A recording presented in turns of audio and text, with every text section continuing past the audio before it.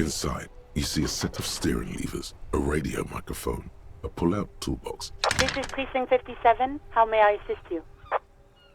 Not yet, but I was able to convince the database people to share private sector information. They promised to get back to me by tomorrow morning. Do you have any other questions? Just a moment. 10-4, come in, officer. Over. 10-4, sir, glad to hear that. I'll write down that there is no need to issue a new one to you then. Over. Roger that, 10...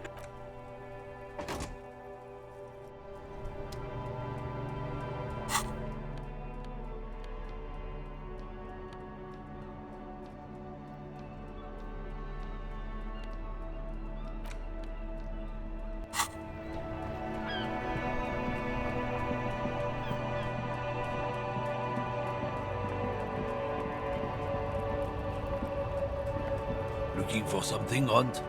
Come to tell... it's about... Not the most popular topic nowadays, with a coalition in charge, you know. I'm not just racist. Look, I've read books, huh? The science of racial theory has all been proved, even if some people don't want to accept it. People who've studied these things say that you and me are superior by design, so naturally... we Occidentals should be in charge. Obviously, you can see the merits in that. Oh?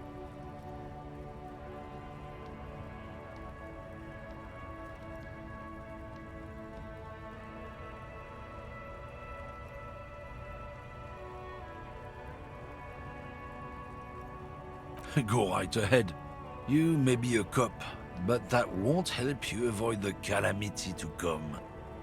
Lieutenant Kitsarage's stern expression remains unchanged, but you sense something there. Below, not a lot of moral fiber on this one yet, he thinks, wriggled out of it.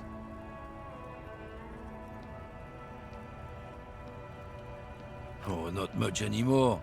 I'm here to pick up some cargo, but the dock workers are on apples. Apples is exactly the kind of thing you'd say if you had something. Look, SDT. Oh, I'm here to pick up a load of... Koiko may be another derogative. For a person from Grad, you think. Yep, it's one of their main exports. They grow him down South Yekokata. A beautiful place. Got great scenic vistas.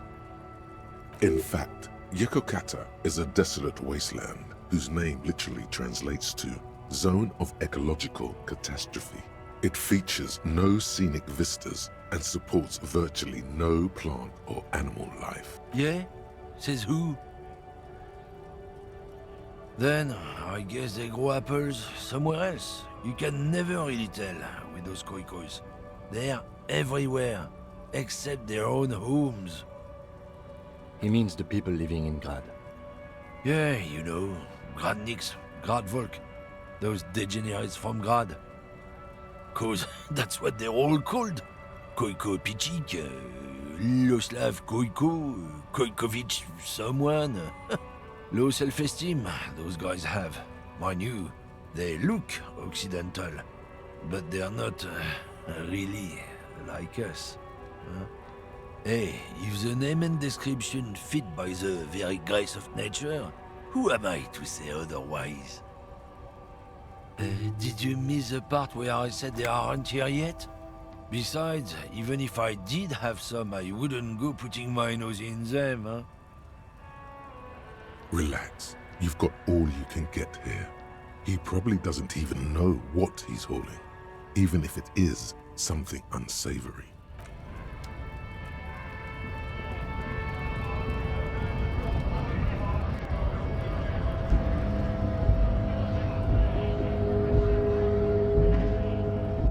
A lorry stuck in the windows are clear. Fumes of heavy fuel. The driver, a large metal pendant. The back end, a book with ragged edges, catches your notice. The front cover features a large, muscular man. Racist nationalist paraphernalia. Not unusual in this part of town. Likely, yes. This guy's proud of who he is.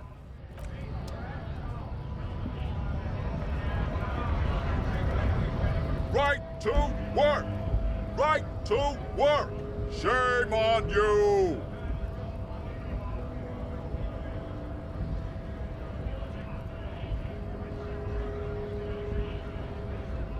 Hell no. I'm just an honest scab. It just has to be said, that was not a convincing line.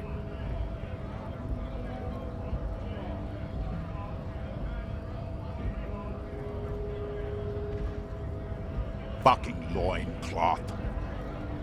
Loincloth? Now you see, that's not really what a scab would say, is it? Better not to press the issue further, sire. He seems tense. Fucking bug. I'm going to interpret that as a yes. There's a tribunal, and it won't be long until it's ready. How about you fuck off now, huh? Okay, of course. The man's breathing steadies, but his eyes are still narrow.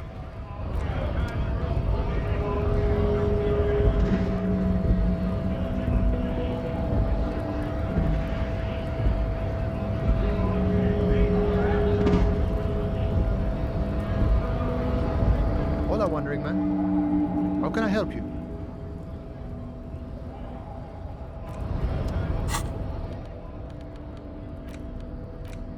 The bullet is still safely sealed away in a plastic bag bearing the RCM stamp. A jacketed bullet. Okay. It would have been shot from a military-grade breech-loading rifle, not from... We were right. This came from a serious weapon. Highly unusual. The people of Revachol haven't carried breech-loading weapons like this for nearly half a century.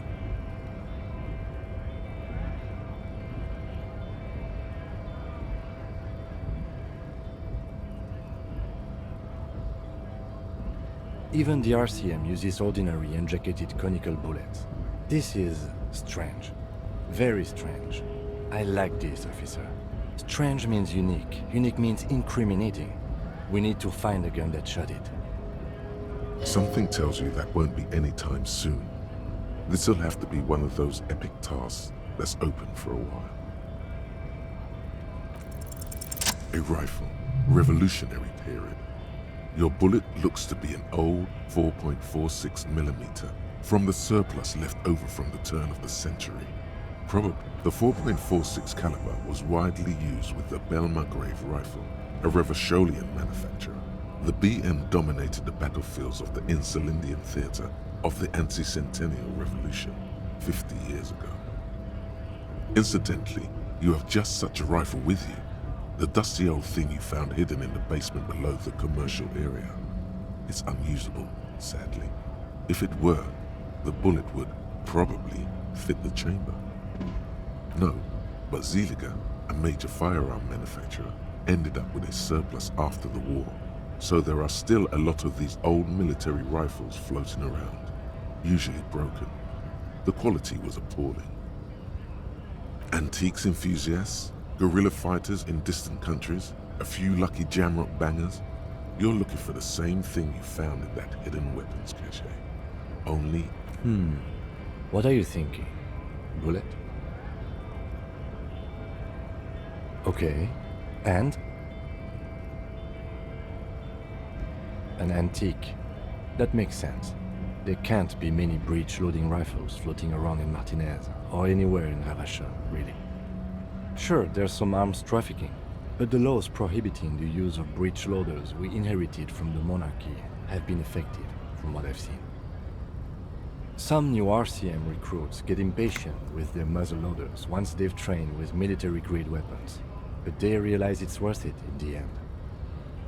Prohibiting peacetime law enforcement to front-loaded rifles is a policy enforced by the Moralist International in all the nations of the Real Belt.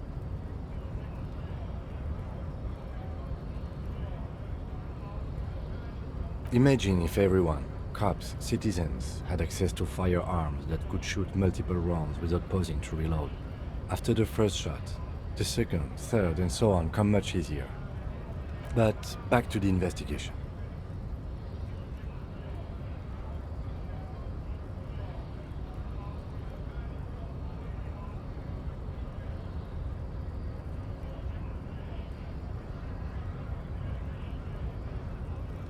Let's find out. Next step, finding the gun itself.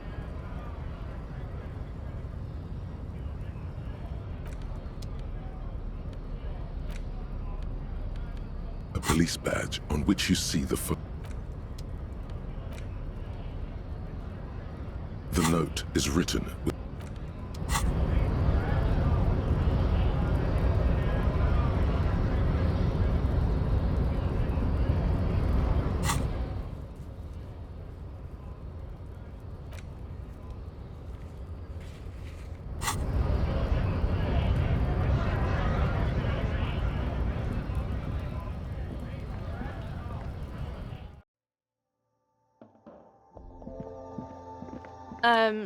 Is this about the questions again?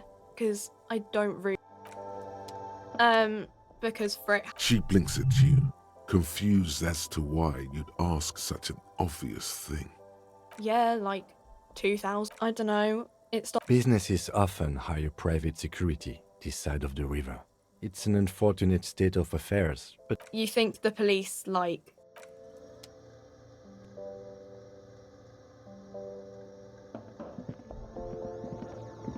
The tear machine your bottles clunk into the machine.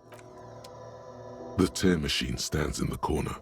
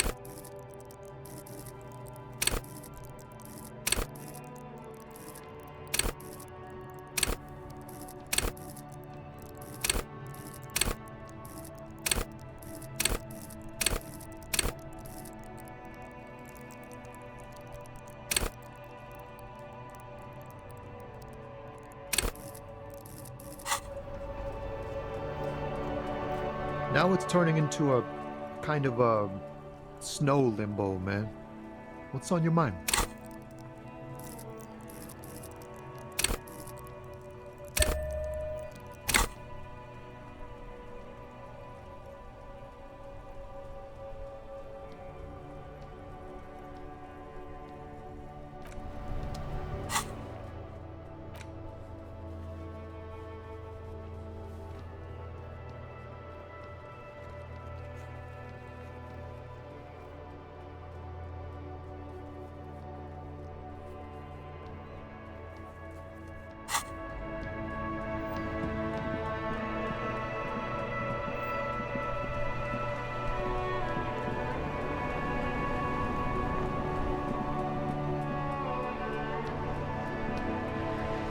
The purity of snow always reminds me of the purity of a man's soul, if he's got principles. It is such a pleasure to see you again, officer. How may I head the...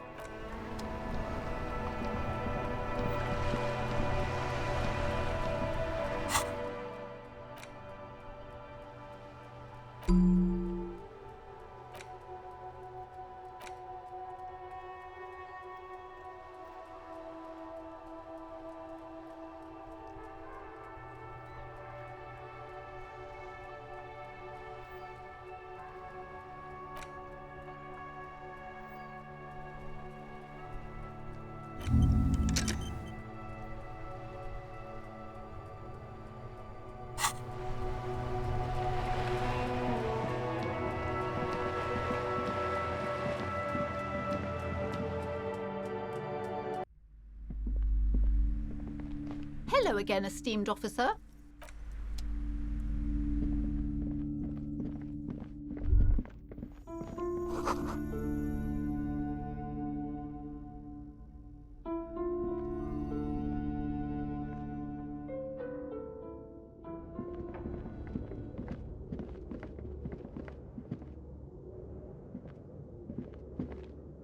It's dark. And the flashlight works a lot better if you hold it in your hand.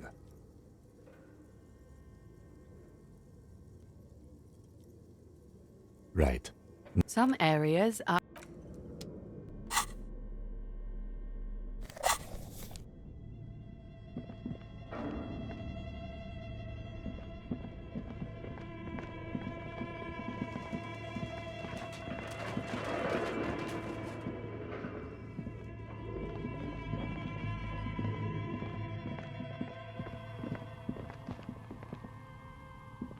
Oh, it's you again.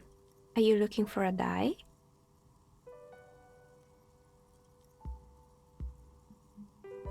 Very good.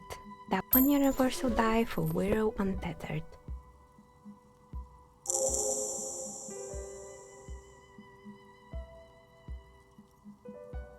It feels icy. Just holding this die in your hand sends a jolt of cold down your spine. Through the dark resin, you can make out a nugget of bone hewn from an alligator's jaw.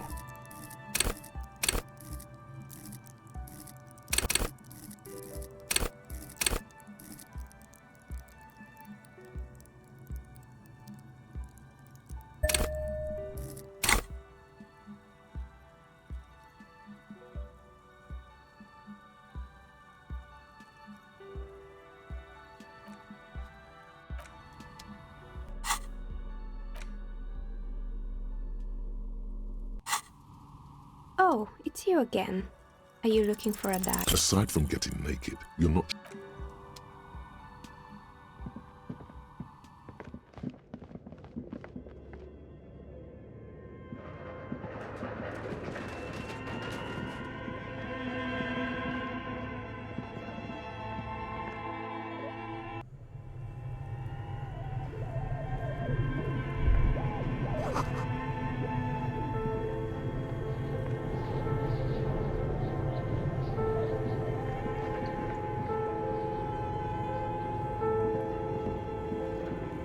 A thick layer of coal dust covers a hollow ring echoes through the furnace. Your toe hurts.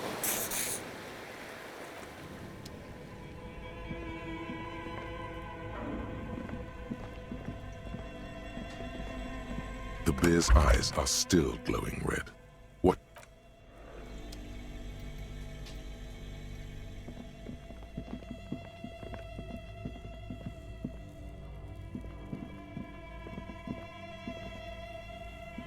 A few bricks have fallen off, revealing a compartment behind the wall.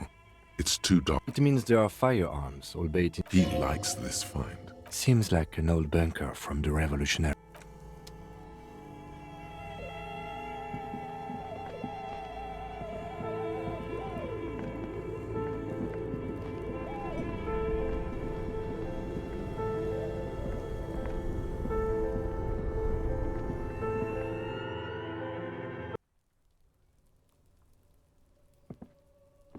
An old call box with a matrix of push. East Delta Commerce Center? This must be the name of the doomed commercial area. This button looks new, but someone has removed the name card. This button looks new. I wouldn't be surprised if it hasn't been connected yet. Is it the dice makers?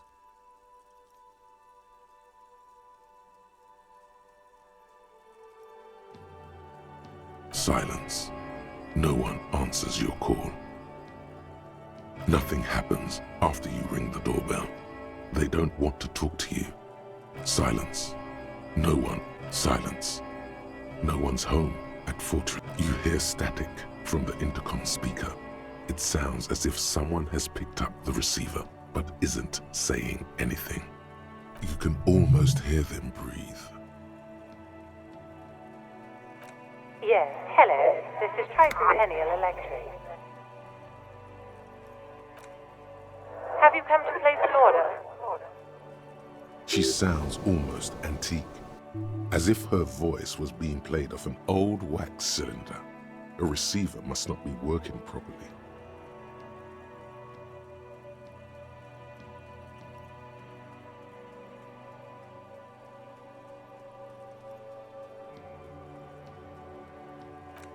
My God. The lieutenant exchanges a look with you. It's you. My God. I didn't think I would hear your voice. Who cares that you don't remember her? Just go along with it. No, something's wrong here. Are you sure she's talking to you?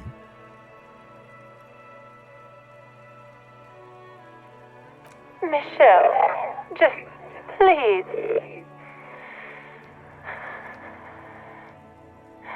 Sounds like a ghost. Wind blows through your clothes and you feel detached from your surroundings.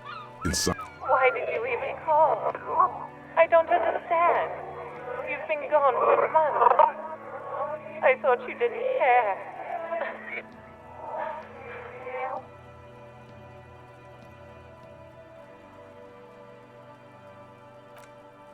Ever since I came to work here, it's been different.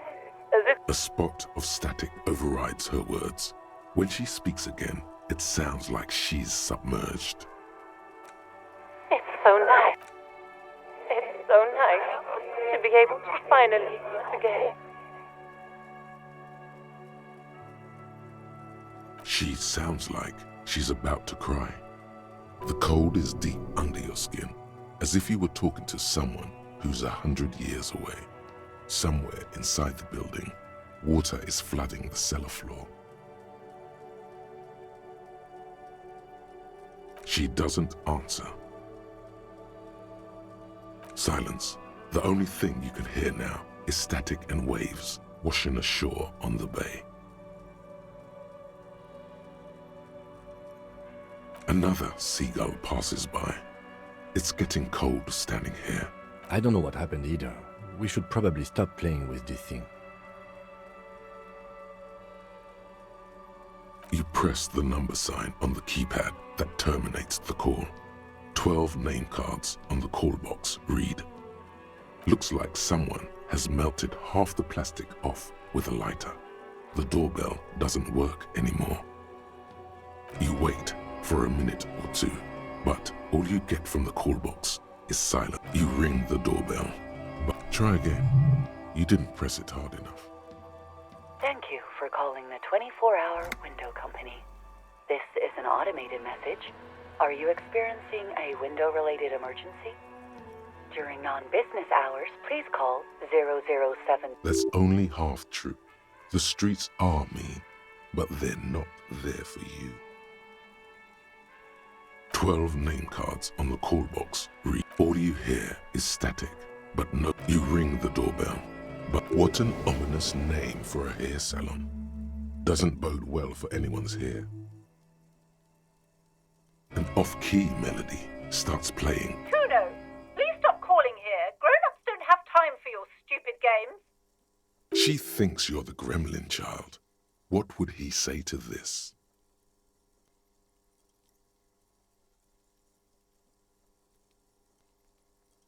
Pardon? This is not Kuno. Please just stop calling here. I don't have time to deal with this. Thank you. A single beep indicates that the line has gone dead. You hear the same waiting room music, but no one picks up the receiver anymore. Whatever she says, it can't hurt you. You're a different person now. Stronger, healthier. All right, maybe not healthier, but it's a bonus that you've drunk so hard you can't remember any of your past relationships. There's a light buzz as you press the doorbell, waiting for her to answer the call. A strange metallic taste fills your mouth as there's the static again, whispering like a seashell pressed against the air. Yes, hello. This is Tricentennial Electric. Have you come to place an order?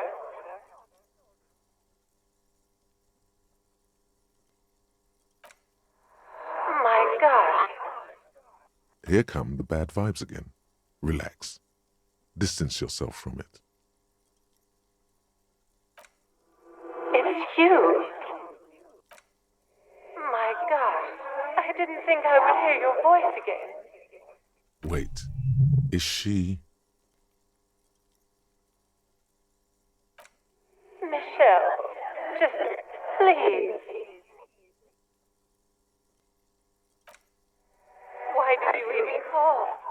Is this some kind of joke?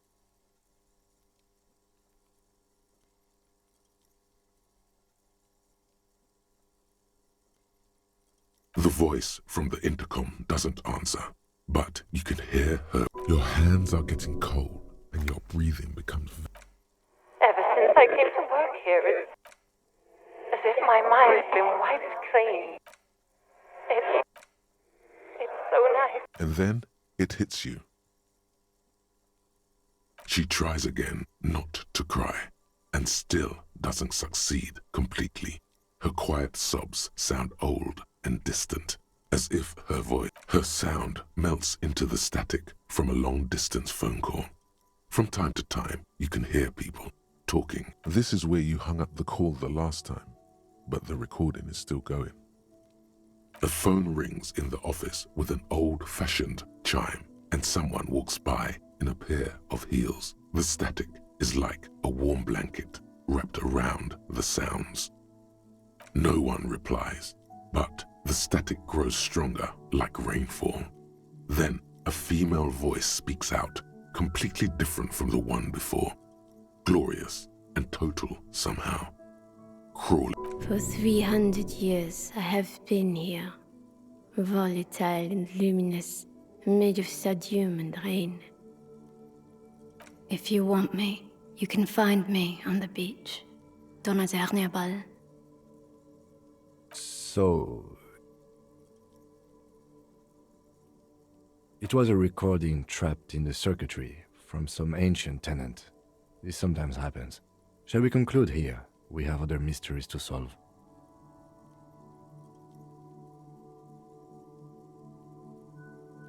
Don't take this the wrong way, but during our short stint working together, something weird is almost always happening to you. That is true.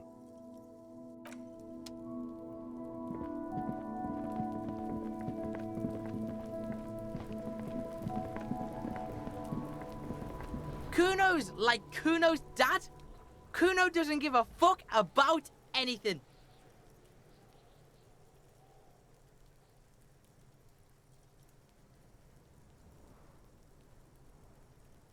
Kuno does...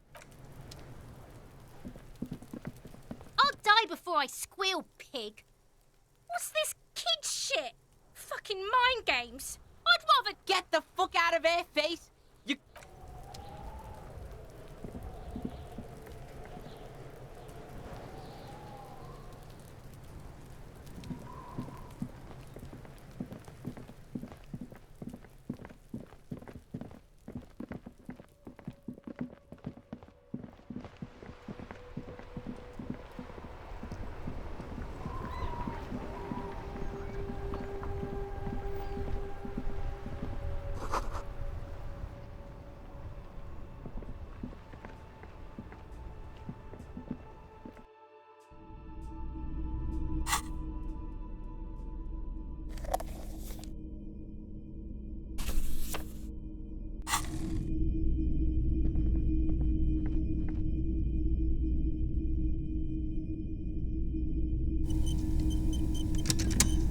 Typical Martinez streetlight sits among assorted floor and table lamps. 700 real. A bargain, I dare say. Hey. The boomboxes wait on the shelves. And your boombox, that gold and amber. And here you are. Quality sound reproduction on the go. Hello, hello. Let me know if I can help you with anything. Of course. It's in working order still, isn't it? Just, I doubt it, but I can try. The pawnbroker's gaze is already fixed on the dancing colors.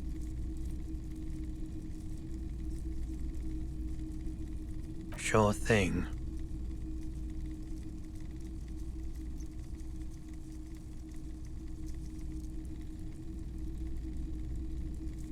Maybe. Shady. They went their way. Maybe Claire really is. People as oleaginous as Everard. Sure, man. Someone else came here earlier today asking the same. This is a pawn shop, And it did feel as the lieutenant shifts from Sure, man. all the old boom.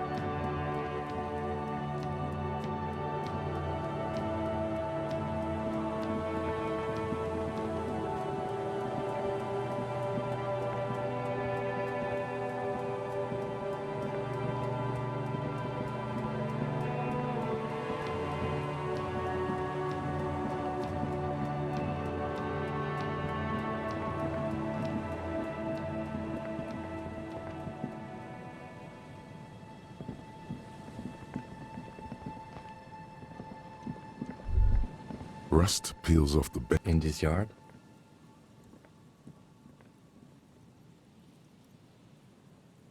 He's assessing the situation. How long ago was it abandoned?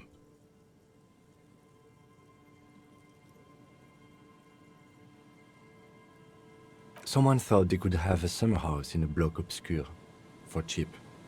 It didn't work out. They abandoned it about a decade ago. A black bloc, a part of the city left unrenovated after the war, or one that has fallen to gang violence, or has become inhospitable in some other way. On aerial photos, block obscures look like dark squares, hence their name. Practically, it's not an official term in any way, but look around. No sewage, broken power lines, crime, drunks. Life is tough in the blocks. It's no place to build a summer house. Yes, and you picked it up because you're a post-apocalyptic scavenger who collects trash and magnesium blisters. It's not meant as nagging. We should move. I don't think we will solve the murder with forays into the urban hinterland, at least in...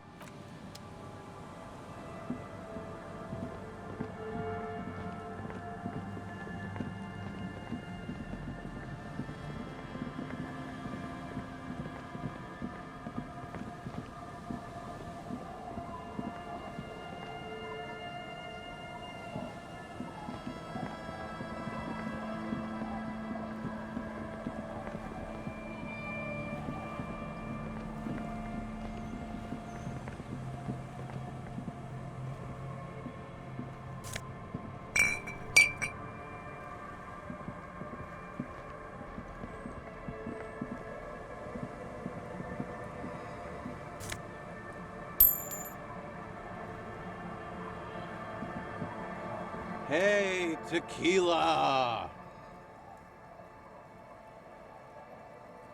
Good to see you. How's business? How's the whole reality situation treating you? So what's happening?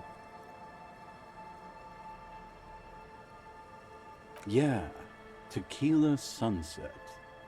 How are the, high-concept, reality-based adventures proceeding? He says it like it's obviously your name. Like you call someone Billy Brunel or leader of the 4th Street gang. Good. These people know your true name. Looks like it has preceded you, Mr. Sunset. More on that later.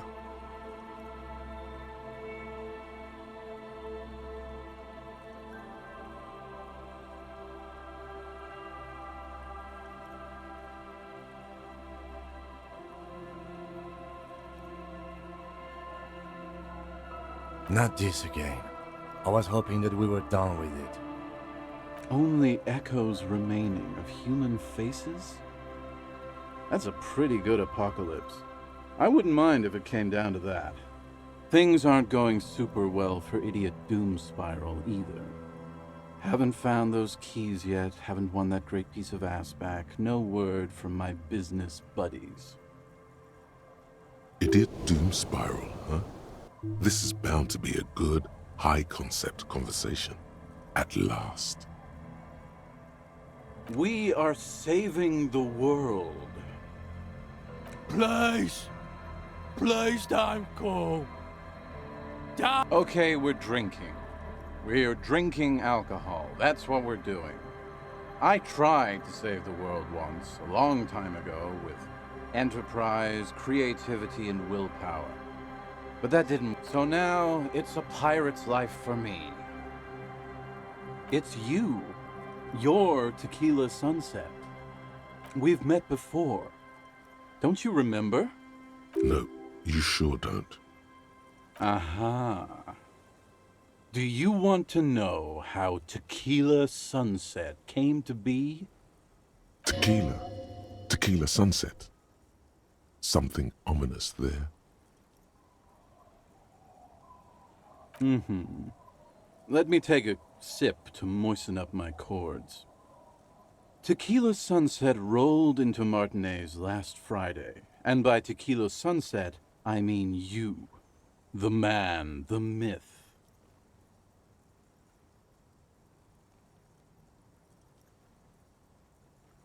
Hey, let's not jump ahead of ourselves.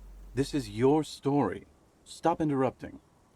You got here on Friday to solve a case, hoping to be the early bird who gets the worm. And by the worm, I mean the buzz. Because as far as I know, all you did was get piss drunk. Word on the street is you went around the local hostel telling people that you're a police officer, and that it would be really fucked up if you shot yourself in the head right in front of them. That's pretty high concept, if you ask me. It is. The lieutenant's brow is furrowed. He's listening as casually as he can. It was a late Saturday night when we, the Union of Moribund Alcoholics, were getting our drink on. Nothing remarkable about this. One moment we hear the sound of a motor carriage revving up somewhere on the plaza, followed by a series of dings and bangs. Do you remember the sound of wood cracking? The billboard? Naturally, loud noises pique the interest of anybody owning a pair of ears. That's just the reality we're in. Anyway, there was a brief silence, a gasp of silence, if you will, followed by a real commotion. We heard the carriage careening towards the coast at top speed. Sounded like someone jumped the canal. We grabbed our brewskis and rushed to the jetty. Never underestimate the speed of an alcoholic. What we saw was a sight to behold. A beat-up police carriage containing you. Right there on the beach. The time hath come! So, naturally, being the curious cat I am, I asked what time hath come. To which the time hath come for Tequila Sunset, the end of all things!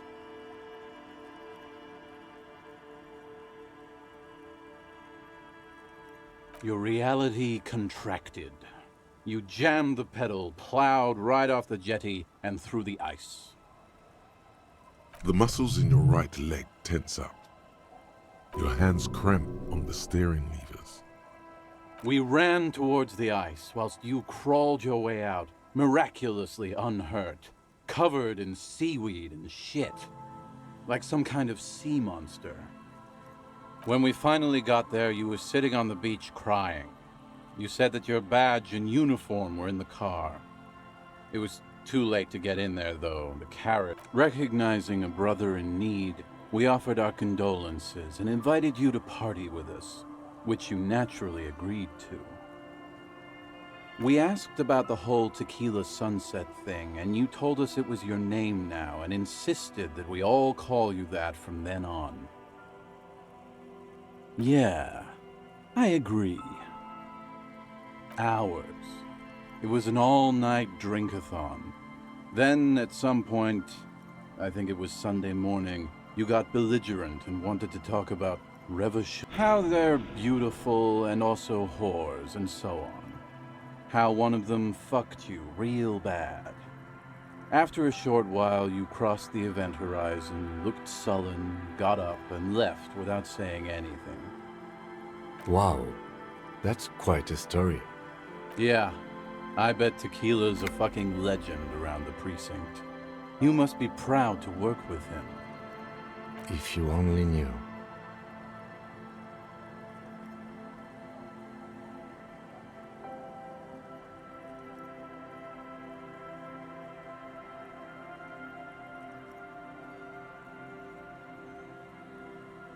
You were pretty vague about it, but you kept saying you got fucked real hard, and that we've all been fucked too. Please, don't open that door.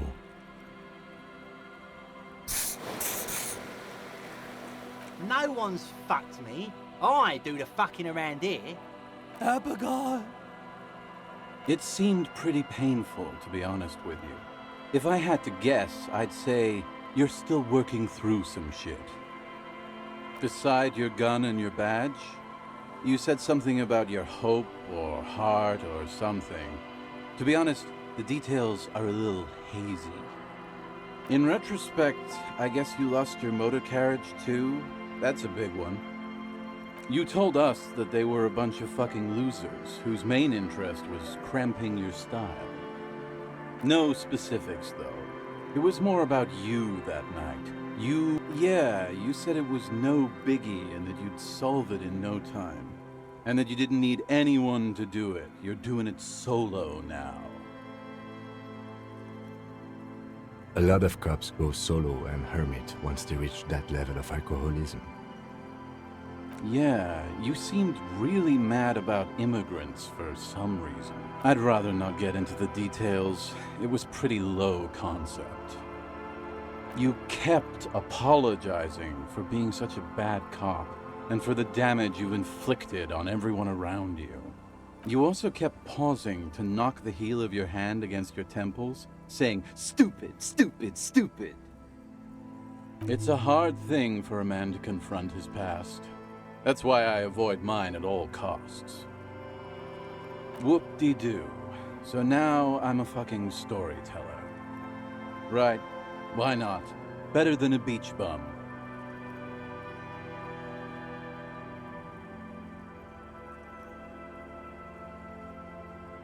It depends, really. Are you willing to help me out? You might get scammed here. Booze! Did you already forget our party? The thing I relayed to you earlier. So, have you got anything for good old idiot Doom Spiral? A bottle for a story. Seems fair to me. Not much, but it will do.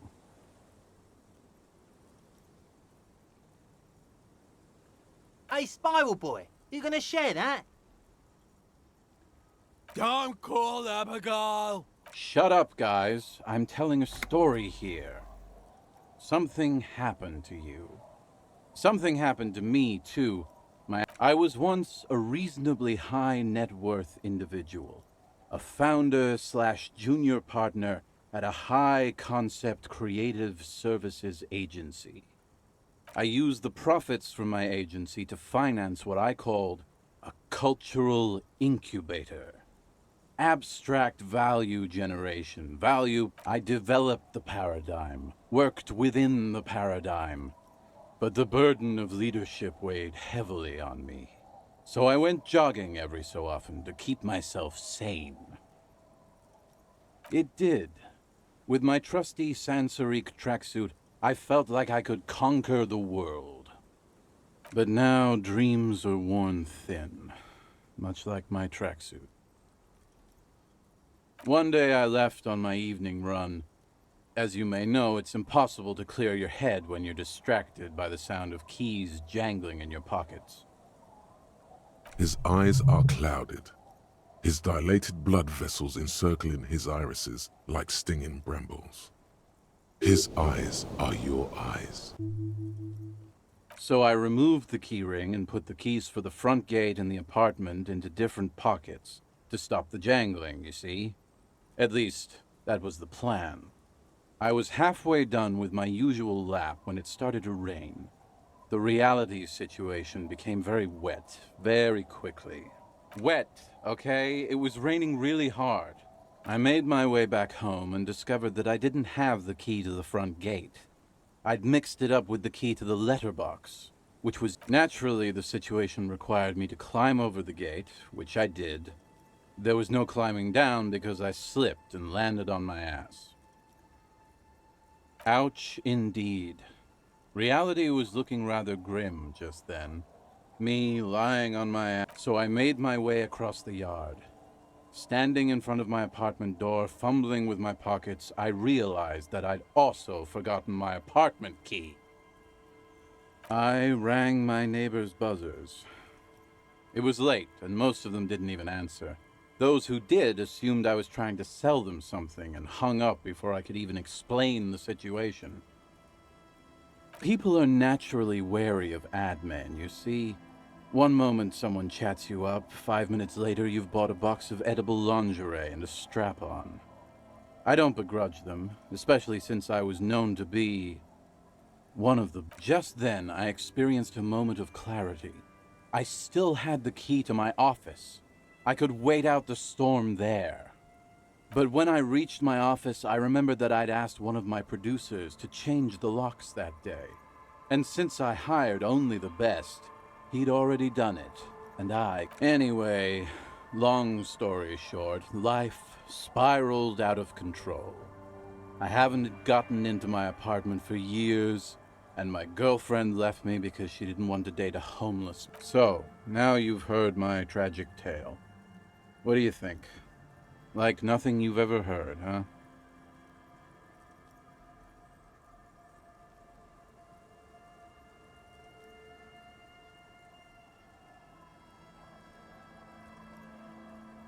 Yeah, maybe I've exaggerated certain parts over the years. When you tell a story too often, it begins to take on a life of its own. But what matters is that it's true to my subjective experience. Anyway, that was all the story one bottle gets you. Almost. Truly, he has the soul of an artist.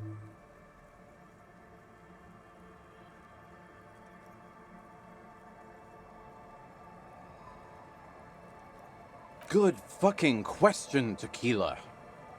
If I knew the answer, you think I'd be hanging out on a beach in this formerly premium but now extremely dirty two-piece lycra tracksuit?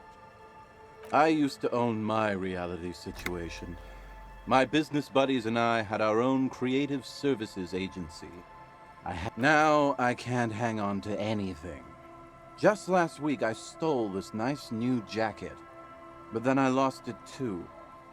The only things I haven't lost are these two drunks. My fellow members of the Union of Moribund Alcoholic? Hey, Tequila! You want to buy some speed? Shut the fuck up, Rosemary. He's a cop, remember? I thought he was a cool cop. Don't call Abigail. And this is Abs. So yeah, that's basically us. We drink together. Tequila, it's a verifiable tragedy. It was practically brand new. Sure, it didn't... Say, you're a detective, right? Maybe you can help old Doom Spiral out. Solve the case of the missing jacket. What do you say, Tequila? Yeah, exactly. You're here to serve, right? If I knew where I lost it, don't you think I'd have it? I mean, maybe I was up by the boardwalk or walking along the beach. Somewhere north of here, that's for sure. You could ask around, see if anyone's seen it. What? You've never seen 100% lycra before? Pretty nice, huh? This might be one of the last of its kind. Should probably be in a museum, honestly. Good God, it's nearly impossible to describe how dirty this texture is. It's like rubbing two jellyfish skins together. You feel about randomized trials have also found lycra, TM, to be associated with a number of exotic, highly malignant cancers, so you also have that to look forward to. And then there's the smell, but you don't even want to think about that. Wow, you're lucky. He never lets me feel it. That's because your paws are fucking filthy, Rosie. We're right next to the bay. You could wash them any time. My agency, man. The Boom Boom Room. Our concept... I convinced my partners to reinvest some of our profits in an even more high-concept cultural incubator called... I was financing a group of poets in East Revachol who were developing a new universal poetic language. Sounds intriguing. What say you, Art Cop? If it sounds like it makes no sense, that's because it doesn't.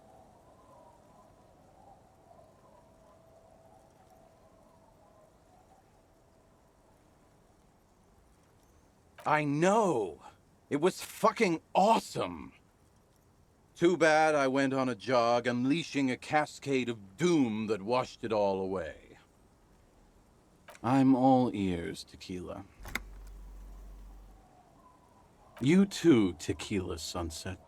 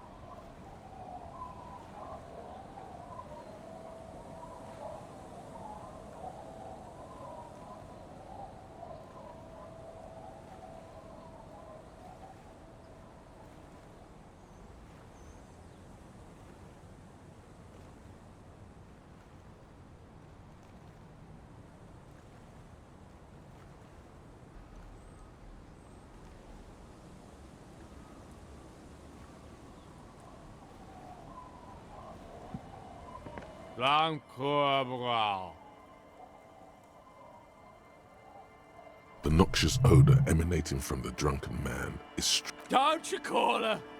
Yeah! Don't call Abigail!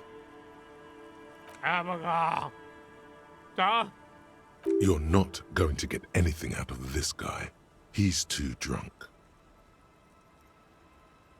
He snorts and beckons you to lean in closer. Don't call Abigail! Don't call Abigail! Don't you fucking call her! Hear me? Abigail? Don't call her! Good to see you, friend. Do I have deals set up for you, buddy boy?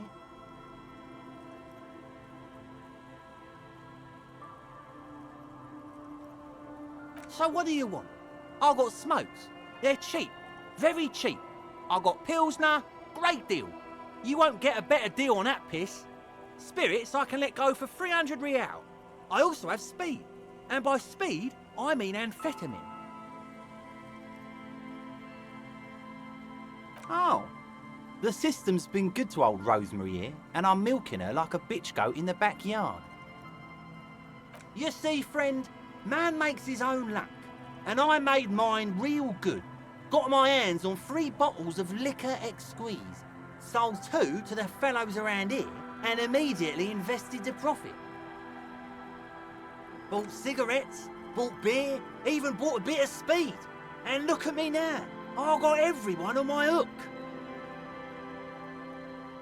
The hook? Where is it? I can't see it.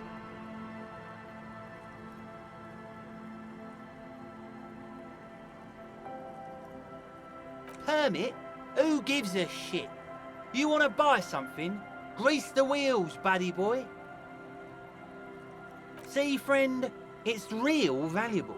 Worth every real, if you catch my drift. Got it from a bit of a business venture.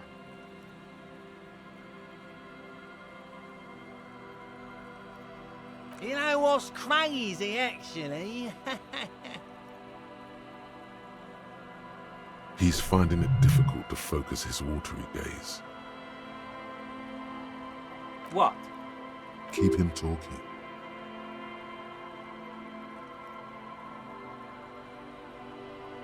This guy.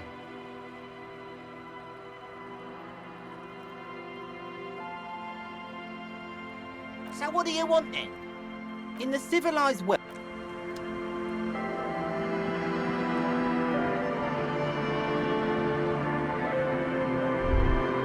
A drop in temperature, an easy flow there. An empty street. Before you, a thoroughfare unjammed with lorries. No more drivers smoking on hitch steps. Just silence. Chemically sweetened. Across the road, a forgotten bus stop. Corrosion has opened a hole in its roof. An elm tree watches over the building. The road is smooth and motley. Craters filled with a black asphalt. The asphalt, first laid, is grey already. A tub warm with water, white with soap. A man bathes while radio waves transmit the lottery numbers. 4, 18, 21, 4, 1. A modern washing machine rattles a drawer full of silverware. Number 312D. Young girls used to come here, huddled up, hoping for more warmth than their thin coats give them. The bus took them to school. It has not run for 8 years. There were not enough girls to sustain its cost. Craters pocked the surface. Children played in them until heavy trucks full of black pitch rolled in.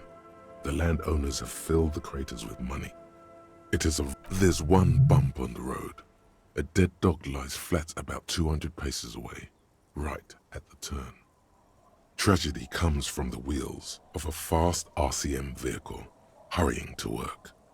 The cold washes over you. The sound of the sea has grown distant. The wind moves the aerosol. A detective stands behind the boom barrier. A breeze moves a curl of his hair.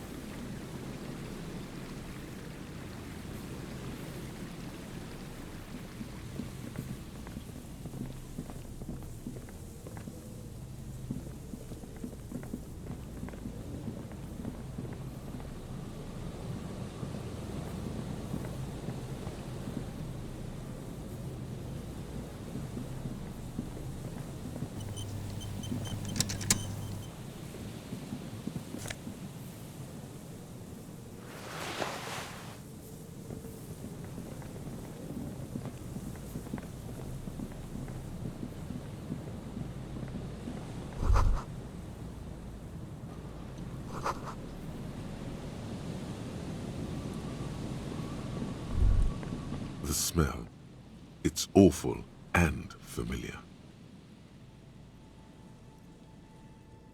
Don't you recognize it? That hideous pungency, that faintly cloying sweetness. Only death smells like that. Something cold wakes in the pit of your stomach. It is death. It must be. The lieutenant has already brought a handkerchief to his nose.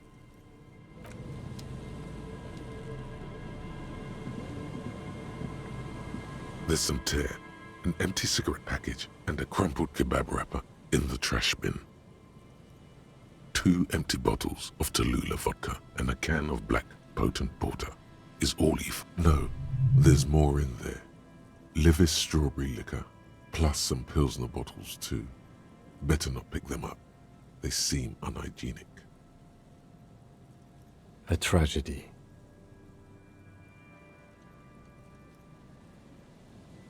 Whoever tossed it here was a heavy smoker. The brand name Red Astra is the black market version of Astra cigarettes, known for their high tar content. You see traces of mayonnaise and ketchup on it, as well as a tomato wedge. The wrapper reads, Shish Kebab Revachol. It's no older than a day or two. No mold yet. It's hard to concentrate in the smell. A man lies on the boardwalk, his limbs bent and neck turned at an unnatural angle. Right next to him is an empty bottle of spirits. In his cramped hand, a chewing gum wrapper. Half of his body has slipped between the cracked boardwalk, starting with the right leg. The fall has left him broken, contorted like a sad puppet. The smell is not as bad as a 2-week-old corpse, but it's definitely heading there. Hold on.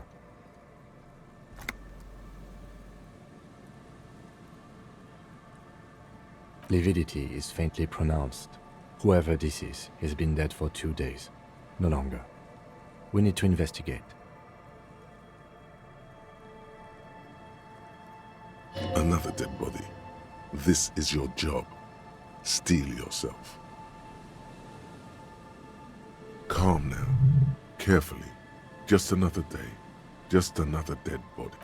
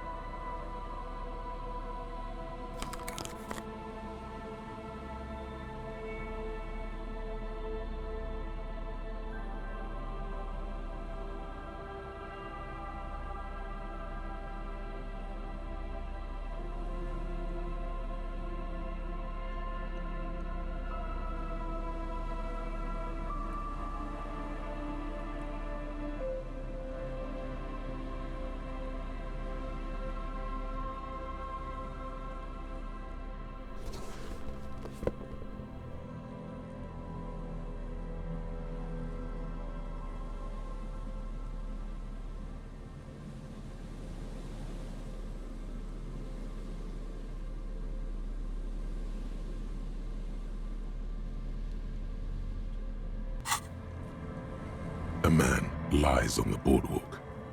He's wearing mud-caked boots, beige trousers, and an old brown leather jacket with a bright blue lining. There are traces of kebab sauce on his chest. The leather jacket suits him well. It must be custom-made. You find some sunflower seeds and a rain-soaked library card folded into two. His jacket feels sodden and heavy under your hand. Good. We should take a look at that library card after this is done. The man has fallen through a crack in the boardwalk and hit his head against the metal bench. Coagulated blood covers his black hair. One of his feet is still dangling through the hole. A bad fall. It might have been dark outside. This place is a minefield in the dark.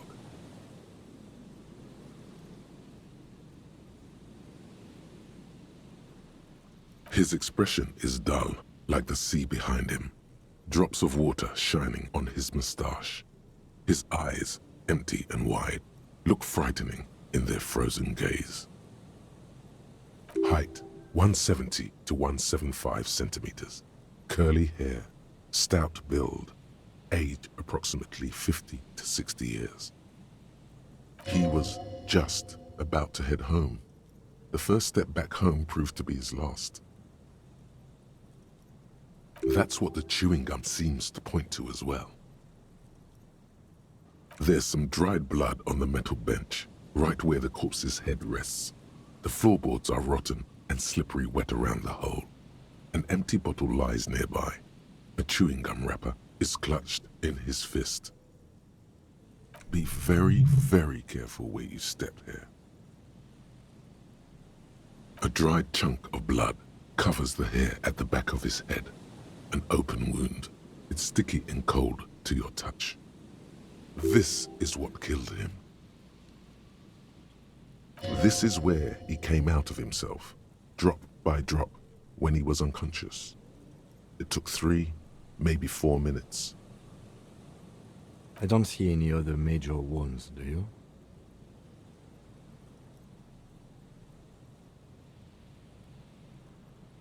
Seems like the head wound was fatal. It's exactly the shape of the bench.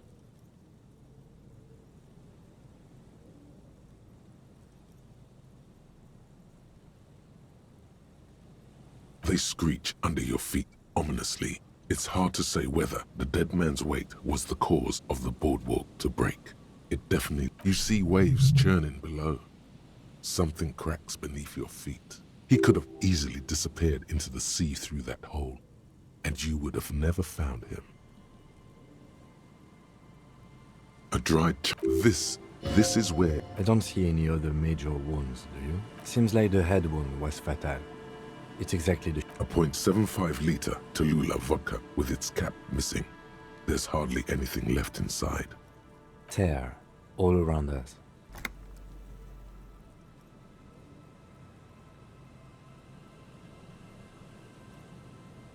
Grabowski spearmint chewing gum.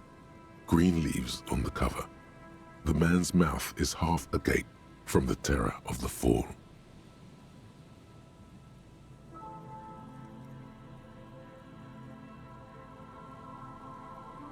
The blackness of death. Stench. You think you see white chewing gum too. Confirmed. Nearly the whole pack is there. Solidified on his lower rear teeth. He ate the whole pack, right? It's to cover the smell of alcohol before going home. I've seen it before. Almost the same scenario. Even the chewing gum. It's always the same. The entire boardwalk creaks in the wind as you take a step back. Looks like one of the locals. He'd have to know this spot to come here.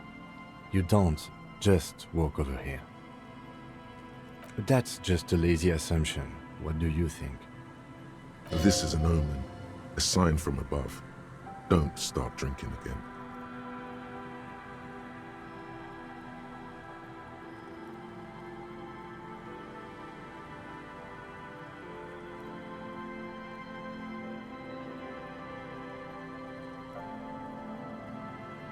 We do know that he was married. But you're right, let's not run ahead. For now, all we know is that he's an unidentified middle-aged man found dead on the Martinez boardwalk. Death by misadventure. He slipped and fell through the boardwalk. A truly unfortunate accident. If it wouldn't have been for that bench, he'd be alive.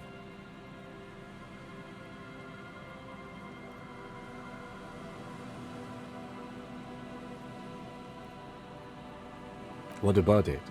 The deceased ate some kebab. It's probably from a nearby place, maybe in the box. Sometimes a kebab is just a kebab.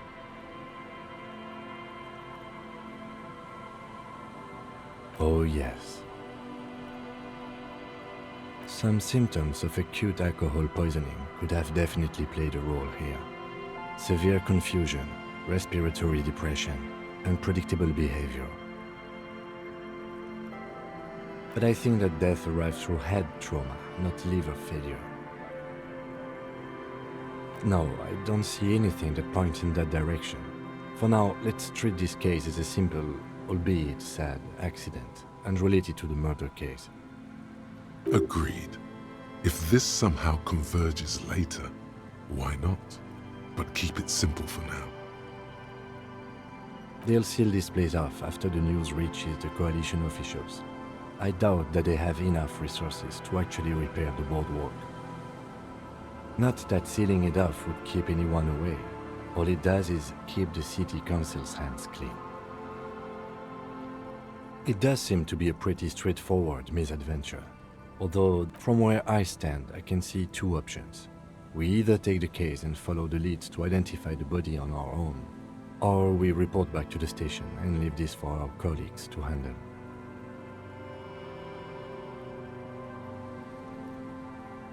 A field autopsy isn't necessary if the cause of death doesn't appear to be criminal, and this looks like a simple accident to me. I'd say we should just write down head trauma in the autopsy report and leave it at that. It would save us at least 2 hours of unnecessary work. Maybe, but we don't really have much time or resources to spare. The guys at processing will take care of the rest.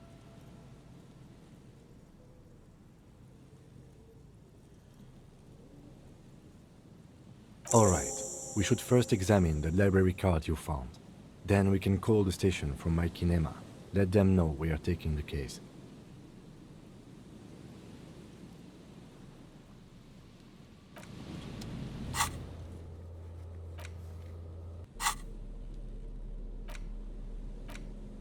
The library card is folded into two and still slightly wet to the touch. The front side reads, Central Jamrock Public Library Card, issued to Billy Mejean, expires July 53. Billy is a unisex name. Could be the deceased or his family member. Whoever owns this card is an avid reader. You find a list of books written in blue pencil. Radio thriller. Stand a little less between me and the sun. The last one in the list is The Glinting Curve by M. Theobald. A library stamp indicates that the book has been returned. Most of these titles seem to be in the sci-fi genre. Some thrillers too. If lost, please return the card to the library.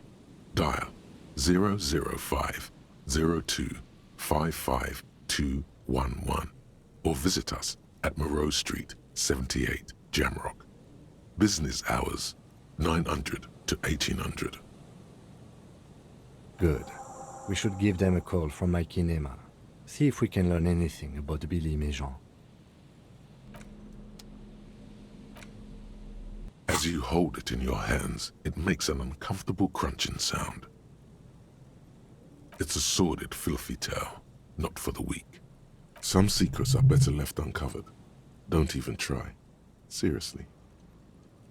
It occurs to you that you're not even holding the jacket itself, but rather the thick crust of jetsam and seagull shit that ensconces it.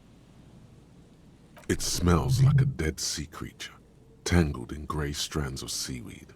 It must have spent quite some time. Somehow, it was carried or dragged to the boardwalk. If not by human hands, then perhaps the feral dogs that prowl the beaches at night. The faint impressions of many footprints are also present, though it's impossible to tell what kind or how many. Suffice to say, the crust is hard. This jacket spent at least a day baking somewhere high above the city. They are like the bombardiers of the aerostatic brigades, gliding above a top. All of a sudden, the Bombay doors open, and their white glittering pale splat. An explosion of white on a man's shoe. A curse goes up.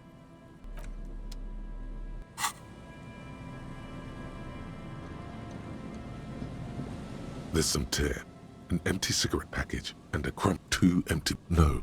A tragedy. He shakes it. Whoever read Astra, you see, it's no old. It's hard to.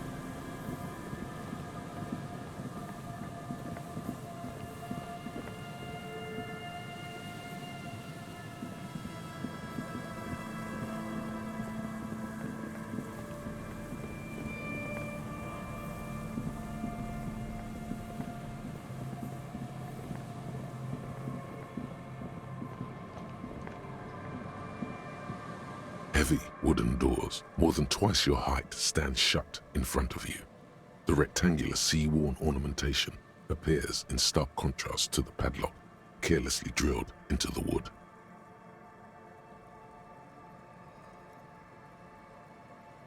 This cheap-looking padlock is sturdily built. It shackles together a hasp and a staple screwed into the wood. It'll be easier to break the staple than the lock. Also, that sticker is interesting, somehow. The carving on the door is block-like and angular, like the church itself.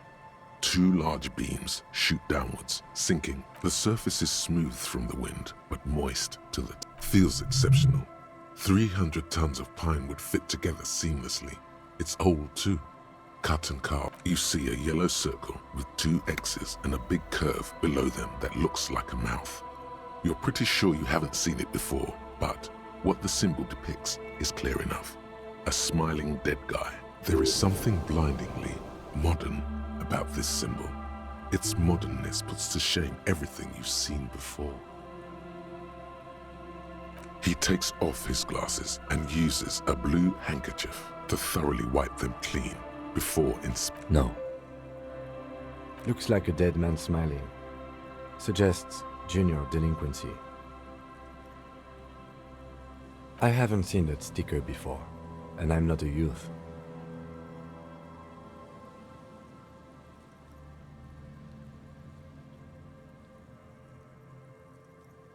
That level of conceptual thinking is not part of my skill set.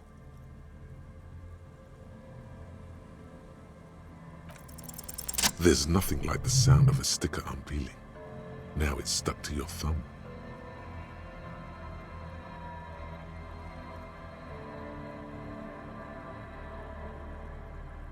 Looks like today was a gold star day.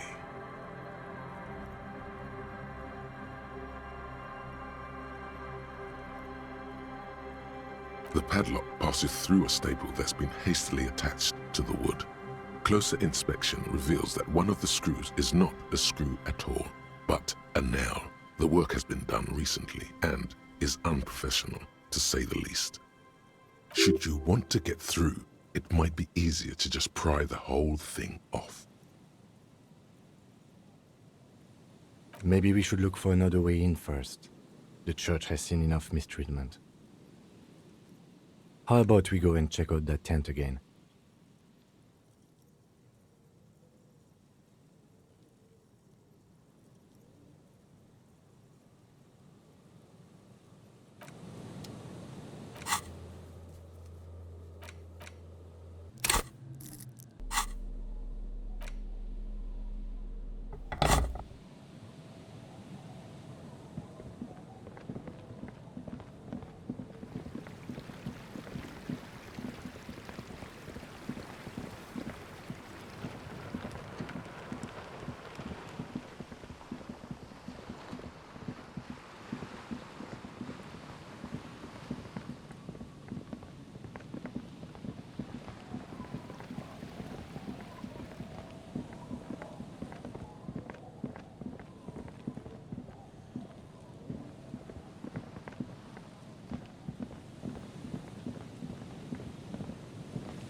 Heavy wooden doors, more than twice your height, stand shut. Nothing happens. Oh. I don't think that's going to work. High above, the wind wraps the church in its rush, cold and wet from the ocean bay. It parts around the massive keel-shaped roof, like a test tunnel, washing both sides, the way it has done for 340 years. The doors remain unchanged, closed with a padlock.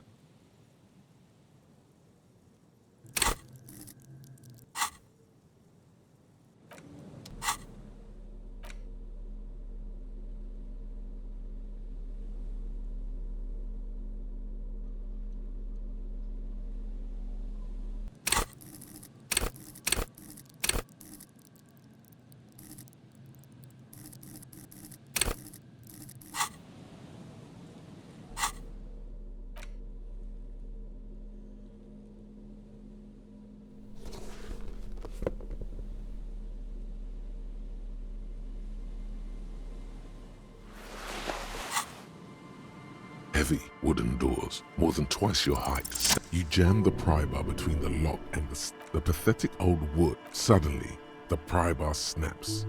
Metal shavings fly everywhere. The upper half, between the lock and the staple, falls to the ground with a thunk.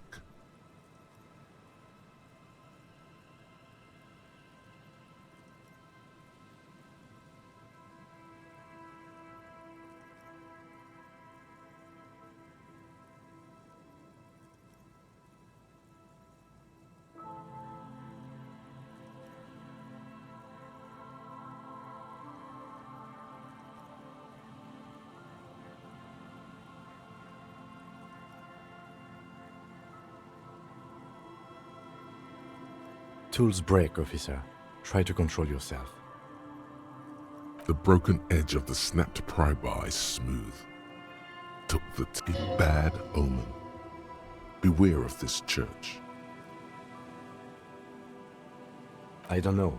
You don't? Or maybe we'll find a new one. I don't carry more than one pry bar with me. I thought this was a lousy way to enter a place of worship that's already in disrepair. I guess the church agreed. This was surely just a freak accident.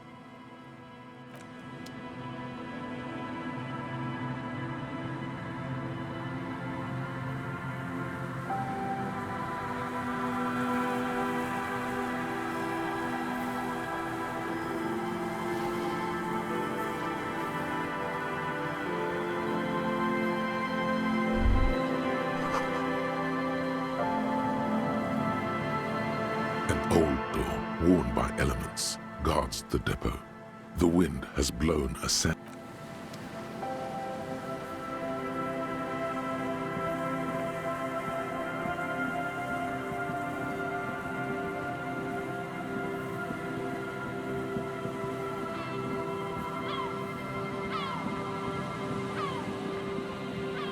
The locusts aren't doing all too well, but they're still in there. This isn't the empty trap. That one was by the canal.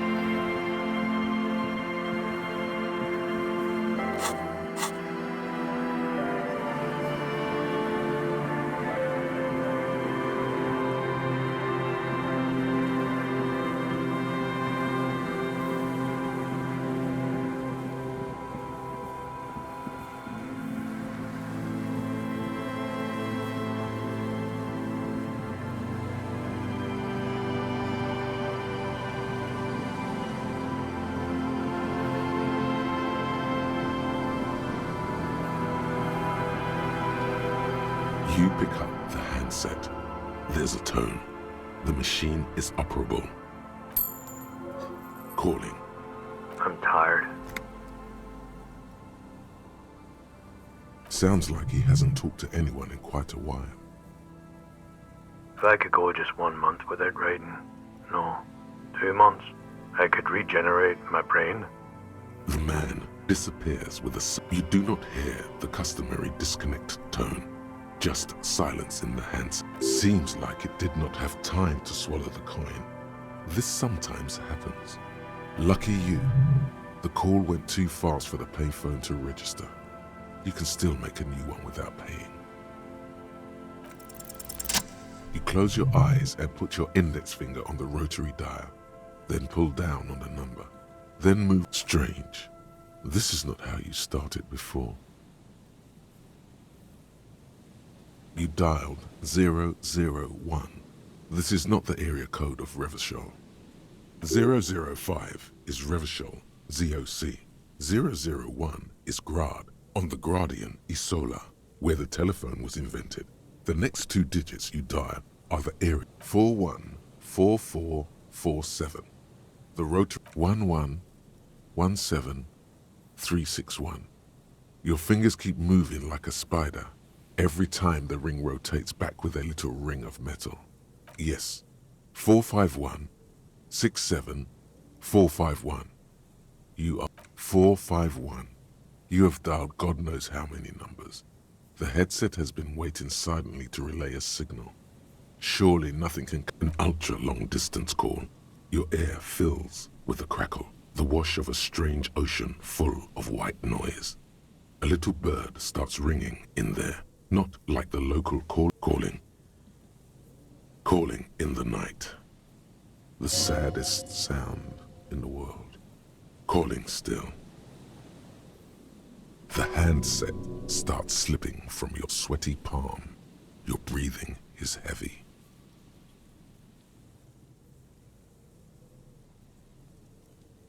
The lieutenant is too far away to hear your yelp. The sea wind blows. You can't. Calling, calling, calling, calling, calling still. Then the ocean breaks. Out. Hello?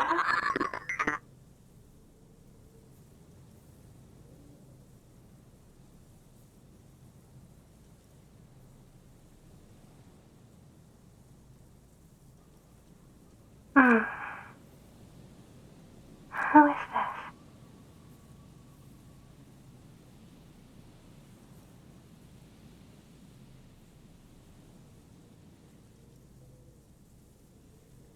You're not a Kingsman, Harry. You're drunk. You only have 2, maybe 3 things left to say before the change runs out.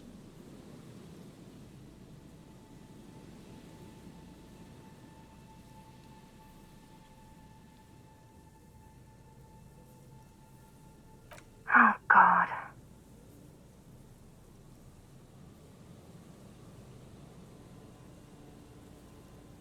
Do you know what time it is? It's so late here.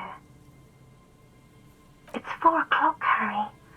I need to wake up in 2 hours.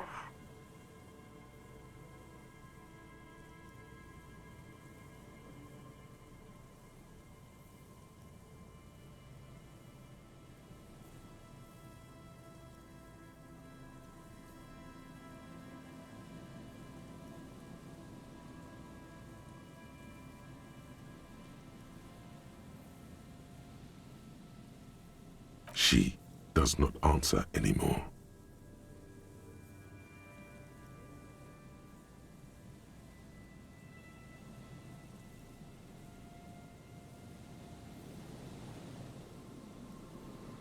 Harry. Disconnect tone. The machine ran out of money.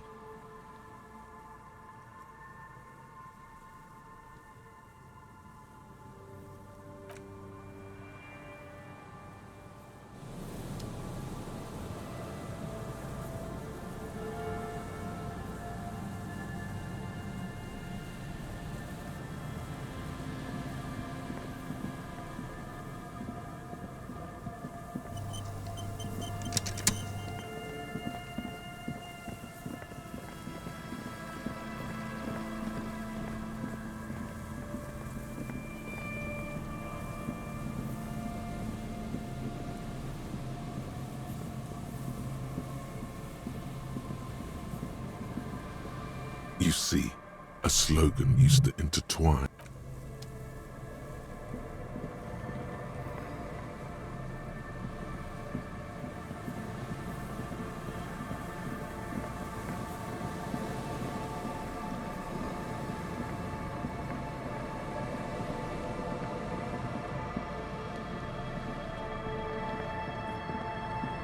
The locusts aren't.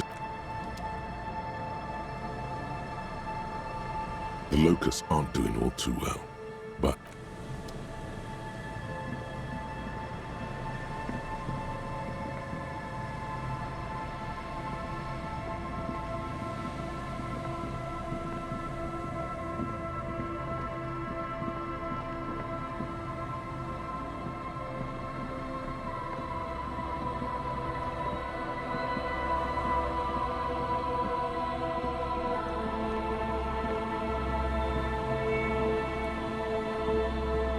locusts aren't do.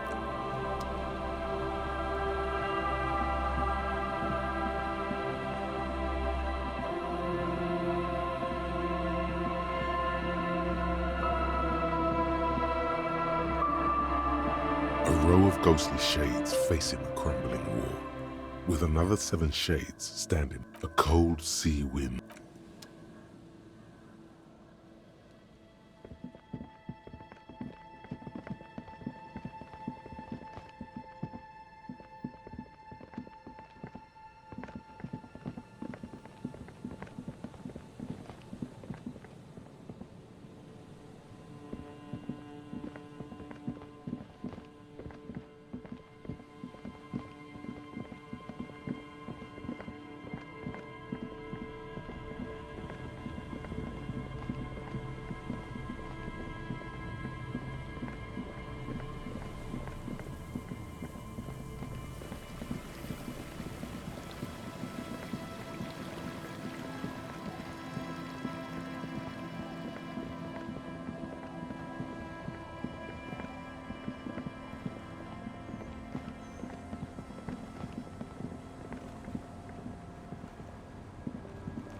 The old woman the buzz of electric lights blends. There's a gap where the name of that song should be. You should ask her about it right now.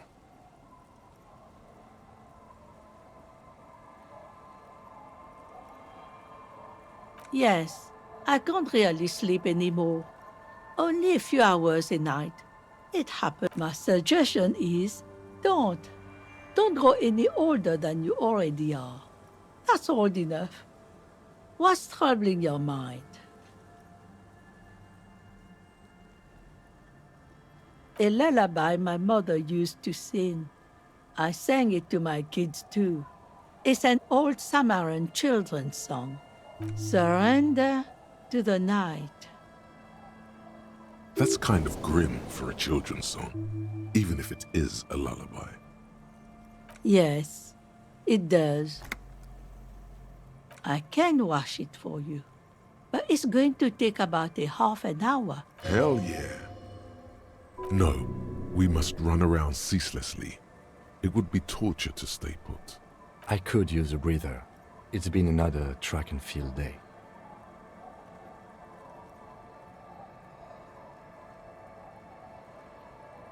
Well, hand it over then, and I'll see what I can do. Must say, I'm proud of this one. It's pretty nice underneath all that filth. I hope you take better care of it than its last owner.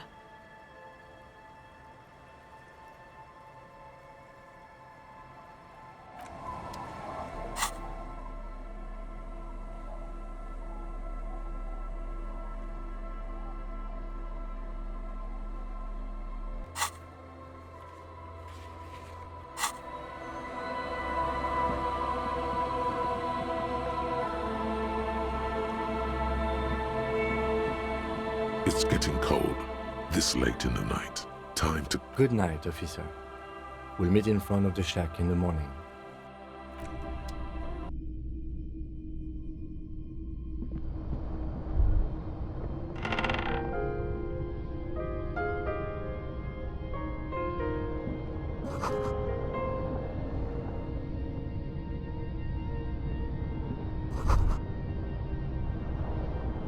A brisk coastal wind still howls against the window of the shack. Occasionally, the waves crawl in under the foundation. The room feels muffled, like you pulled your hat over your ears. Outside, it is cold and windy, but you're in. What is this place to you?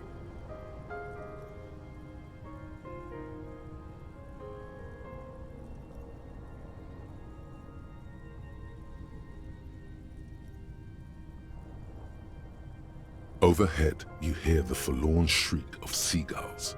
Far below the birds, a wooden boardwalk filled with abandoned stands, tables and benches, echoes from a long-lost time.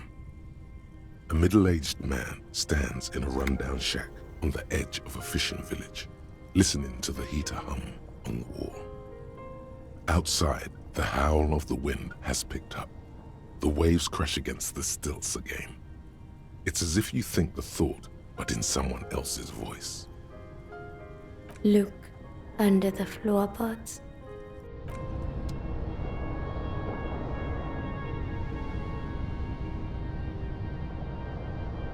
On the table, you see a bowl of water, a rough soap, and next to it, a small hand mirror. A straight razor soaks inside the wash basin. The water reflects back a vague image of your face.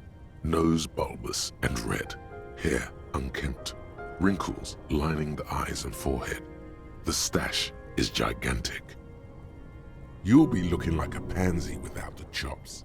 A fucking pansy. A fresh start looms ahead. Clean yourself up and be born anew.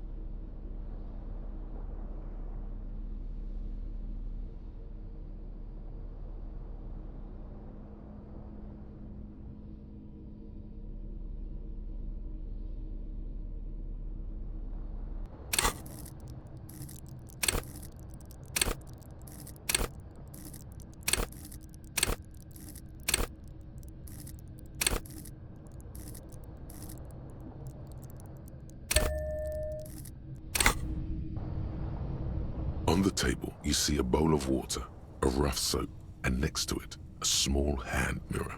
A straight razor soaks like an artist with a brush or a master swordsman. You use the small mirror and the straight razor with some soap to remove all that unkempt hair from below the nose line. The sharp blade chafes against your skin, producing a scratching sound. The surface underneath the beard feels tender, the air brushing against it chilly.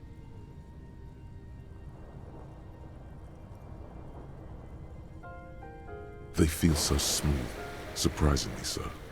A feeling of freshness overcomes you, as if you just came from a cold bath. The water reflects back a vague image of your clean-shaven face. You almost look like a professional.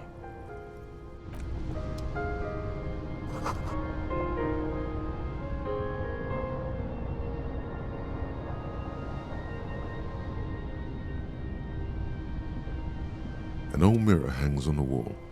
You see your reflection in it. The expression fixed to your clean-shaven face. You're still not accustomed to it. It's too late. Like an image of...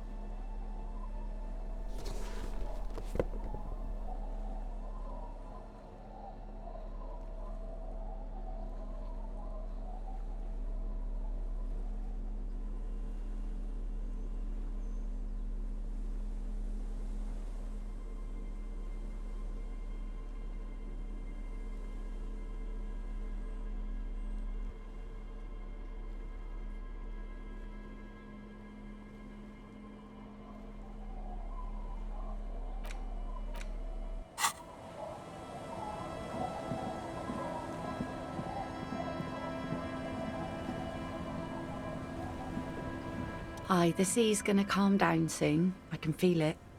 The wind is turning southeast. What's on your mind, officer? Oh? Well, how can I assist you then, officer? Oh. That's good to know, I guess. Why is it in the sea?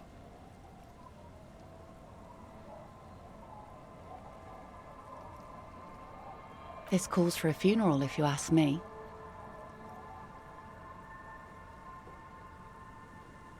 Police business. I understand. Anything I can help you with? Unfortunately, the factory sold this one with a 3-year warranty instead of a store. Not really. I know some basic moves, and I know it sure as hell beats a knife. Guns are expensive and fragile, I think. Besides, I got kids. Can't have guns around them, and sometimes, from time to time, people need a lesson in respect. That's just the way it is. What makes you think we haven't? That goes for men too. But they put on an act for us. Pretend like everything's good and live it. That does not go for real men. It does not go for you. Show her. Coach means the expression.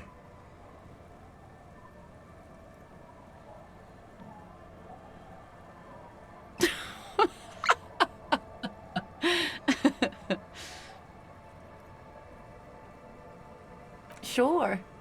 It looks as if you could face down any horror in the world with that same unchanging grin.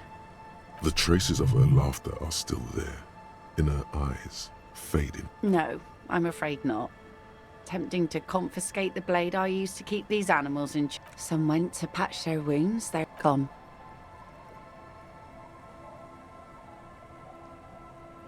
No. There's nothing to find. He's dead, yeah. By himself. Now, before you tell me how sorry you are for my loss, know that it was 4 years ago, and I've moved on. Us working, life didn't really change that. This is neither a touch. She looks like she's ready to go on a date with another. Better, drunk. Ask her, both of you. Wow, so someone's been a little boring. Yes, my standard liege. Someone's seen all sorts of wild ideas pop off and thought, I'll take the boring one. The regular, please. Of course you do. Let's get right to it. My lord's copo type is regular cop. I'll let everyone know. I'll send out a telefax. Done and done. No actual communiques will be sent, of course.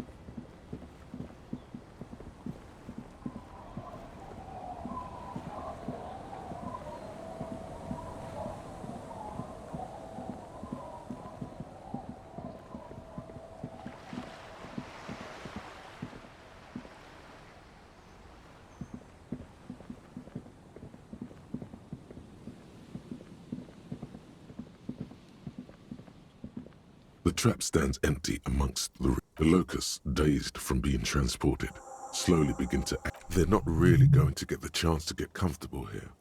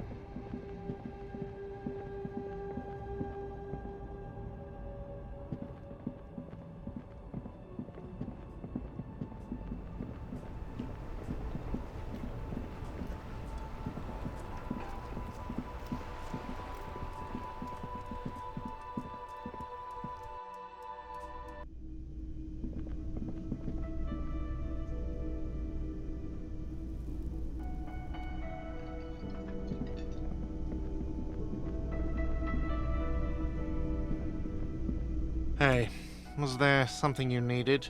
Well, well. Bringing him that new bird sure made a difference in his attitude.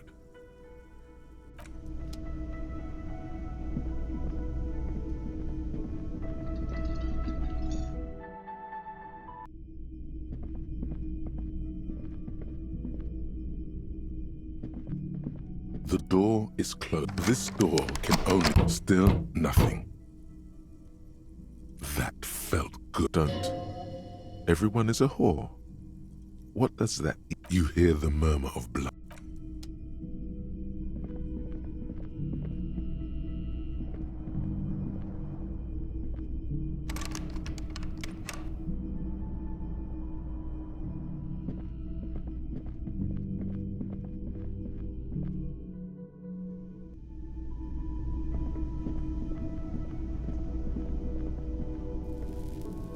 Hi again, gendarme.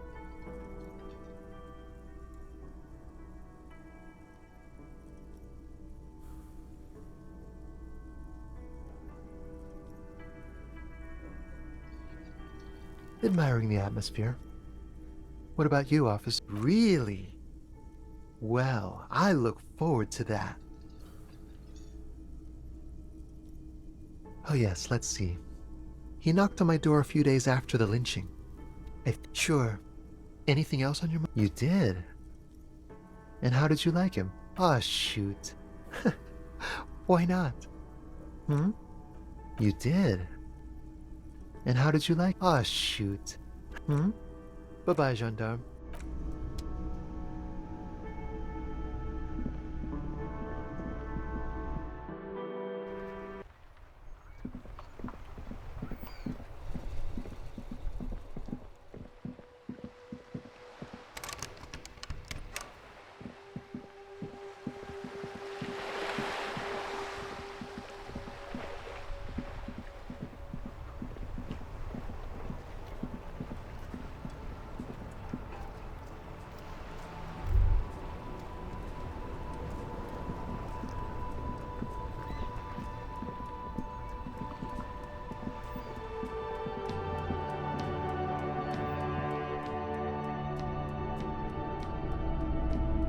Hello, hello. Let me know if I can help you with anything.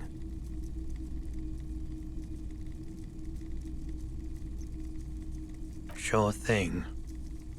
Sure, man. Here you go, man. Not so sure about this.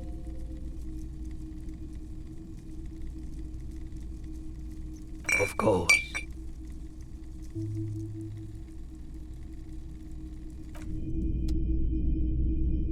All the old boom.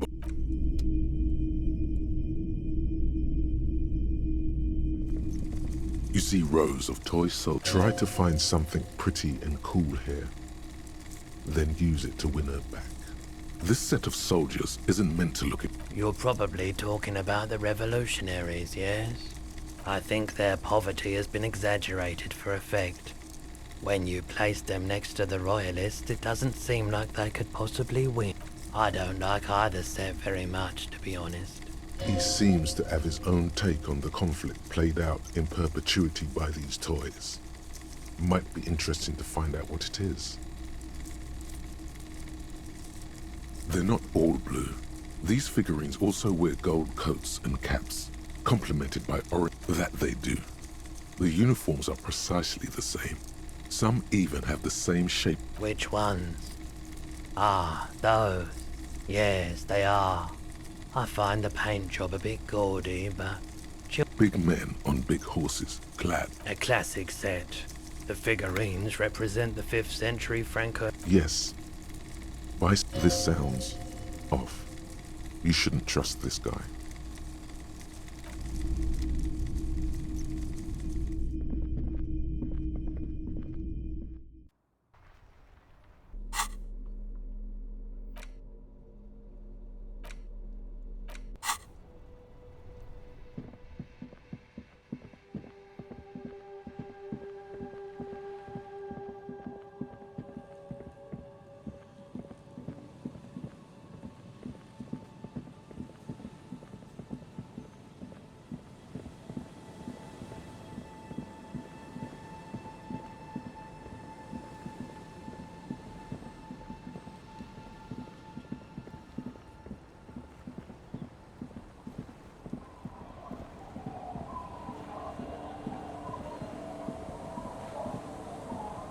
our tenant, the policeman.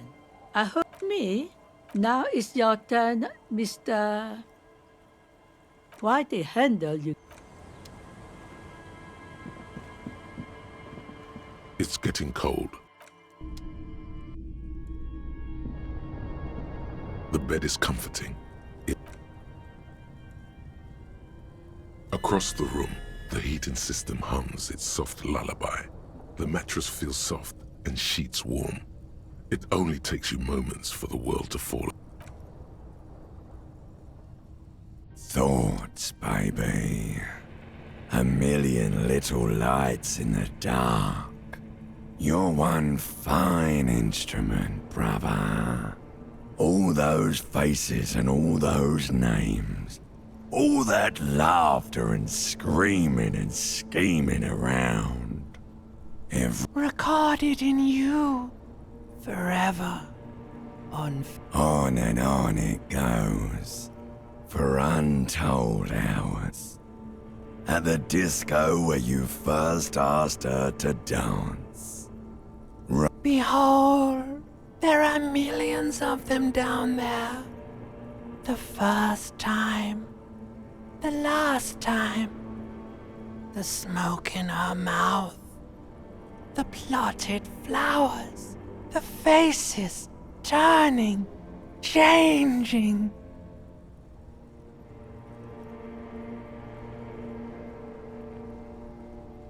It's the world, Harry boy, and you're made of it. Every day you're out there, you make more of yourself from it. I'm afraid you can't be unmade now.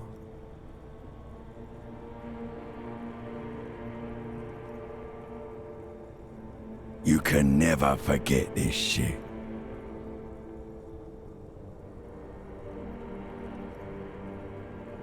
All stuck on loop. Whirling, spitting out words and images. You're the son of the world again. Harrister, a ceaseless agent. Picking up litter and old newspapers. Collecting your little bubblegum wrappers and idiotic picture postcards. Meaningless, meaningless keepsakes. Reading your awful letters and recalling things, aren't you? The endless names. You'll go insane if you keep going like this. One more day, and you'll be in the loony bin. I just know you will. And for what, brother man? For the money, baby. For the greater good. Solving your little crossword puzzles. Doing your tasks. Crossing names off lists. Trying to become some sort of world detector. It won't make it okay. It won't. There he goes again. He's a real political animal, our Harry. He's got no idea what he's in for. Beep, beep, beep. The alarm is ringing, Harry. The disco circus goes on and on. You barely slept 3 hours last night. You can do it. It's nothing. Do it for the city. Go. Do it for the wind. Do it for the picture puzzle. Put it all together. Solve the world.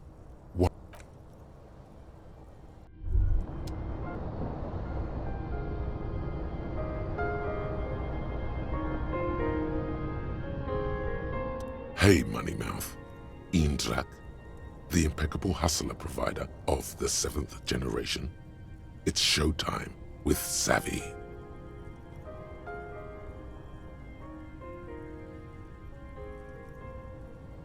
What? No, screw that shit show. You're at the center of this one. Come on down, contestant. You're about... That's right. It's time to stop muttering about your economic self-interest and actually do something about it. Yeah, I heard you back there. What the hell was that?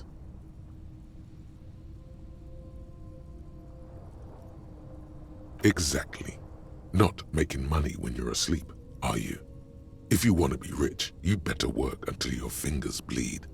You can your pecs dance. No more sleep it is. A frazzled ride through eternity without pause. Hissing piss. Listen, if you really want to make it in the big leagues, you need to reconceptualize your entire portfolio. Collecting tear and moaning about taxes is not going to cut it. You need to become a millionaire. Now, how do you become a millionaire?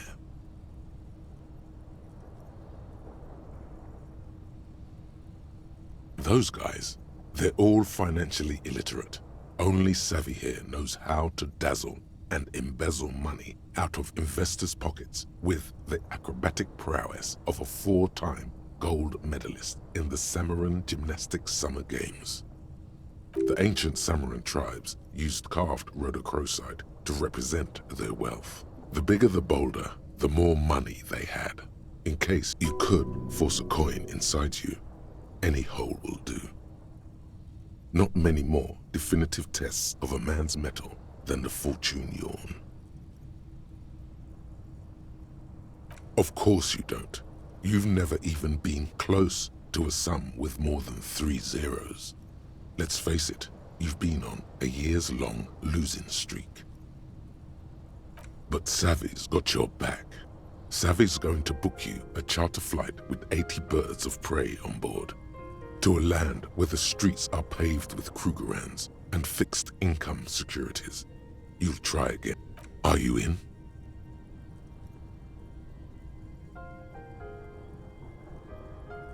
Attaboy. Welcome to the final grind. Here we operate with money on a much higher level than the ordinary citizen. We feed it back into the machine. Stop saving. Start spending. Become. Let's start by getting you into the lucrative art market to diversify your assets and increase your ROI. Speaking of which, know any artists?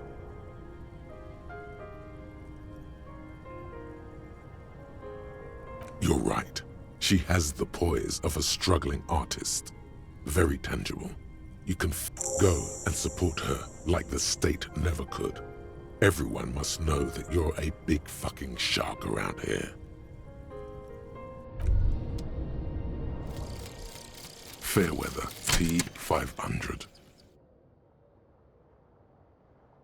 Remember that weakness you were looking for in the ceramic armor? Like, maybe it can only stop small, fast projectiles, but a large, slow-moving pry bar would shatter it? Or, if I run an electrical current through it, maybe it will melt. Or, personal favorite, frequency something something radio weapon? None of that would work. You need to shoot the part of the enemy that doesn't have Fairweather T500 on it, because the armor itself is invulnerable. Good news is, so are the armor pieces on you.